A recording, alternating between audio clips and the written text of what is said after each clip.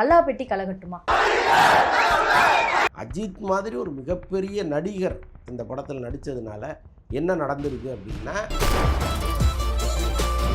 கண்ணாமண்ணான்னு booking இந்த படம்.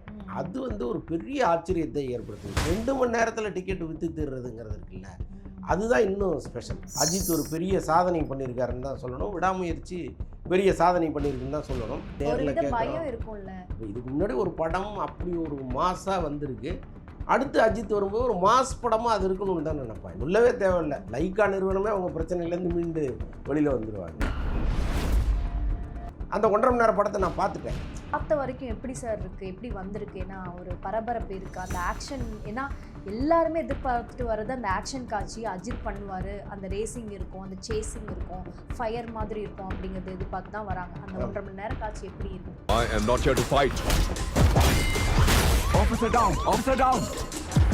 த்ரிஷாவை பொறுத்தளவுக்கு அவங்க வருஷம் வயசு குறைஞ்சிட்டே போகுது. அது என்ன மாய மந்திரம்னு தெரியல. ஒரு 4 வருஷத்துக்கு முன்னாடி பார்த்த த்ரிஷா இப்போ இன்னும் வயது குறைந்தவங்களா பார்க்குறோம். ஸோ அந்த அளவுக்கு வந்து ரொம்ப பேசிக்கலாகவே மனம் நிறைவாக இருக்கும்போது முகத்தில் ஒரு பொலிவு வரும். ஸோ அதெல்லாம் த்ரிஷா டைப் நிறைய வந்திருக்கு. ஆமாம். ஸோ அதனால் அது காரணமெல்லாம் நமக்கு தெரியல.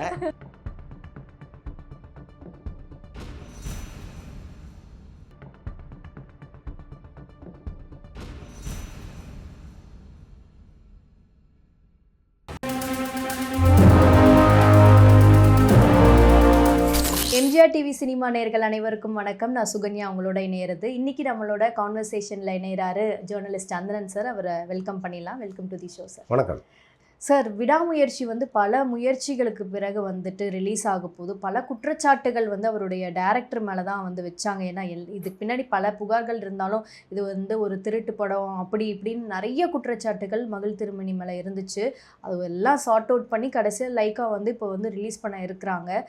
கல்லாப்பெட்டி கலகட்டுமா? இல்லை, கல்லாப்பெட்டி கலகட்டுமா கட்டாதாங்கிறத தனியாக பேசுவோம். இப்போ நீங்கள் பேசும்போது மகிழ் திருமணி மீது பல குற்றச்சாட்டுகளை தாண்டி இந்த படம் வந்திருக்கு அப்படின்னு சொல்கிறீங்க.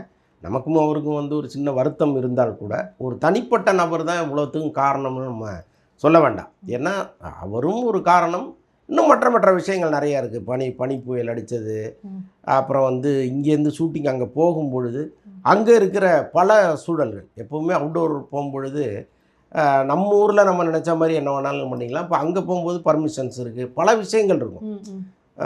திடீர்னு வந்து அங்கே ஒரு ஃபுட்டு பிரச்சனையாக இருக்கும். ஸோ அந்த மாதிரி நிறைய விஷயங்கள் இருக்கலாம்.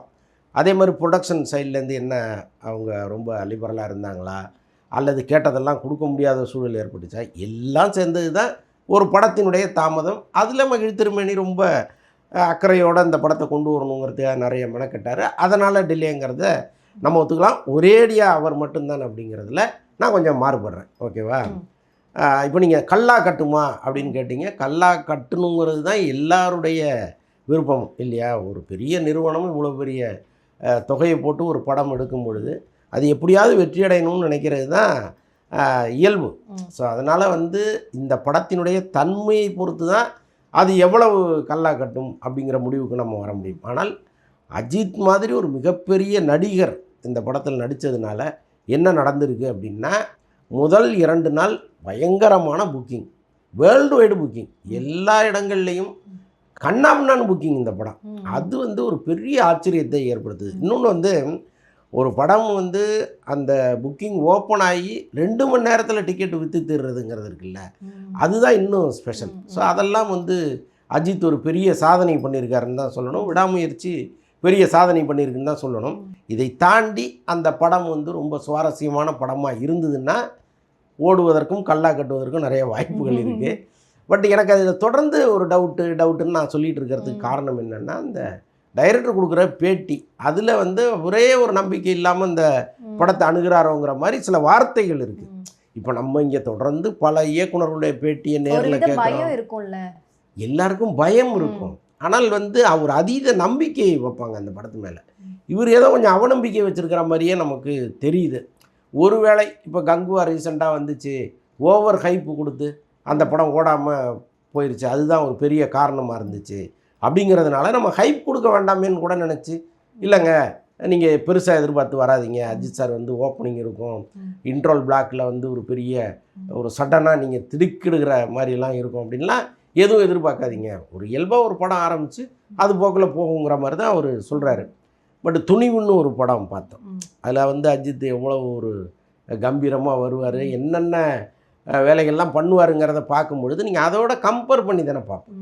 இப்போ இதுக்கு முன்னாடி ஒரு படம் அப்படி ஒரு மாஸாக வந்திருக்கு, அடுத்து அஜித் வரும்போது ஒரு மாஸ் படமாக அது இருக்கணும்னு தான் நினைப்பேன். இன்னொன்று வந்து இப்போ அஜித் விஜய் மாதிரியான ஹீரோக்கள், இப்போ ரஜினி மாதிரியான ஹீரோக்கள்லாம் வச்சுக்கிட்டு நீங்கள் ஒரு எக்ஸ்பெரிமெண்டல் ஃபிலிம் எடுக்க முடியாது. அவங்க ரசிகர்கள், கோடான கோடி ரசிகர்கள், அவங்க என்ன விரும்புகிறாங்களோ அதுவும் அந்த படத்தில் இருக்கணும். அதை தாண்டி நீங்கள் புது முயற்சி ஒன்றும் பண்ணியிருக்கணும். அந்த மாதிரி படங்களுக்கு தான் பெரிய வரவேற்பு இருக்கும். நீங்கள் ஒரேடியாக வந்து நான் புதுசாக அஜித் சாரை வச்சு ஒரு முயற்சி பண்ணுறேன்னீங்கன்னா அது பெரிய ஆபத்தான சூழலில் போய் தான் முடியும். பட் இந்த படம் எப்படி இருக்குன்னு நமக்கு தெரியாது. தெரியாமல் நம்ம பேசுகிறதுல தவறு. பார்க்கலாம், ஒருவேளை நம்ம நினச்சதெல்லாம் தாண்டி இந்த படம் சூப்பராக இருந்ததுன்னா சொல்லவே தேவையில்லை, லைக்கா நிறுவனமே அவங்க பிரச்சனையிலேருந்து மீண்டு வெளியில் வந்துடுவாங்க. நிச்சயமா சார், பொறுத்திருந்து பார்க்கலாம். ஆனாலுமே வந்து என்னதான் அது வந்து ஒரு ஃபாரின் படத்தோட காப்பியாக இருந்தாலும் கூட இதில் வந்து சில ட்விஸ்ட் அண்ட் டர்ன்ஸ் எல்லாம் இருக்குது அப்படின்னு சொல்கிறாங்க. இது எந்த அளவுக்கு ஒர்க் அவுட் ஆகும் மக்களில்? இல்லை, ஆக்சுவலாக அந்த படம் வந்து 1.5 மணி நேர படம், இது வந்து 2.5 மணி நேர படம். அப்போ 1 மணி நேர காட்சியை இவங்க எக்ஸ்ட்ரா வைக்கிறாங்க. அப்போ இந்த 1 மணி நேரம் மகிழ் திருமேனியினுடைய தனிப்பட்ட இன்புட் இருக்கும் இல்லையா, அப்போ இதுக்கு தான் அவருடைய முந்தைய படங்களை நம்ம வந்து கொண்டு வரோம். அதில் இப்போ கழகத்தலைவன், மீகாமன்கிற மாதிரி படங்கள்லாம் தோல்வி படங்களாக அவருக்கு அமைஞ்சால் கூட இந்த தடம் தடையற தாக்கன்னு 2 படம் வந்து ஒரு லைஃப்பில் மிக முக்கியமான படமாக இருந்திருக்கு. அருண் விஜய்க்கே ஒரு பெரிய வாழ்க்கை கொடுத்த படமாக இருக்குது. ஒரு ஆக்ஷன் படத்தை மகிழ் திருமேனி அணுகுனா அது எவ்வளவு அழகாக அணுகுவாருங்கிறதெல்லாம் அந்த படம் நிரூபிச்சிருக்கு. ஸோ ஒருவேளை நம்மையா வந்து இந்த ஓடாத படத்தை வந்து நம்ம இதுக்குள்ளே பொருத்தி பார்க்கணும், நல்ல ஓடின படத்தையே பொருத்தி பார்ப்போமே. இப்போ அந்த 2 படங்களையுமே அது அந்த ஸ்டைலில் வந்து இந்த 1 மணி நேரம் இவருடைய இன்புட்டை உருவாக்கியிருந்தாருன்னு வைங்களேன், ஒரு பெரிய வெற்றி படமாக மாறுறதுக்கான வாய்ப்புகள்லாம் இருக்குல்ல. அந்த 1 மணி நேரம் தான் அவருடைய ஒர்க்கு என்னங்கிறது நமக்கு தெரிஞ்சுக்கிற ஆர்வம் இருக்குது. அந்த 1.5 மணி நேரம் படத்தை நான் பார்த்துட்டேன். அதில் வந்து பெருசாலாம் ஒன்றும் கிடையாது. ஒரு ஒரு ஒரு மனைவி காணா போயிடுவா, ஒரு ட்ரக்கில் ஏற்றி விடுவார், அடுத்த ஒரு ஹோட்டலில் போய் இறங்கிட்டு நீ அங்கே இரு நான் வந்துடுறேன் அப்படின்னு ஏற்றி விடுவார்.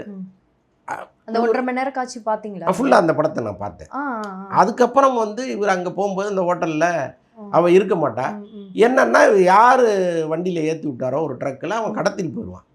இப்போ அவர் வந்து மனைவியை தேடி போவார். இதுதான் அந்த கதை. மனைவியை தேடி கண்டுபிடிச்சி அந்த வில்லன்களை எப்படி அடித்து துவம்சம் பண்ணிட்டு கூப்பிட்டு வராருங்கிறது தான் கதை. ஸோ அது வந்து அப்படியே போகும், ஃப்ளாட்டாக போகும், எங்கேயுமே வந்து ஒரு ஜர்க்கு இல்லாமல் போயிட்டுருக்கும். அதில் இவர் வைக்கிறது என்னவா இருக்குது இந்த 1 மணி நேரங்கிறது தான் இப்போ முக்கியமான பார்வையாக இருக்குது. அதில் பார்த்த வரைக்கும் எப்படி சார் இருக்குது, எப்படி வந்திருக்கு? ஏன்னா ஒரு பரபரப்பு இருக்குது, அந்த ஆக்ஷன், ஏன்னா எல்லாருமே எதிர்பார்த்துட்டு வர்றது அந்த ஆக்ஷன் காட்சி அஜித் பண்ணுவார், அந்த ரேசிங் இருக்கும், அந்த சேசிங் இருக்கும், ஃபயர் மாதிரி இருக்கும் அப்படிங்கிறது எதிர்பார்த்து தான் வராங்க. அந்த 1.5 மணி நேரம் காட்சி எப்படி இருக்குது? இல்லை, அதில் வந்து ரொம்ப ஆக்ஷன் காட்சிகள்லாம் சூப்பராக இருக்கும். இன்னொன்று சொன்னால் இப்போ நீங்கள் சொன்ன மாதிரி சேசிங்லாம் உண்டு அந்த படத்தில். ஓகே.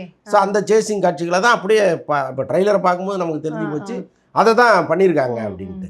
ஸோ அவங்க அந்த கதாநாயகன் வந்து ஒருவேளை காரில் பெரிய பயிற்சி இல்லாதவராக கூட இருக்கலாம். பட் அஜித்துக்கு வந்து நிறைய பயிற்சிகள் இருக்கிறதுனால ஸ்டண்டையே அவர் வந்து அல்வா மாதிரி சாப்பிட்றவர்.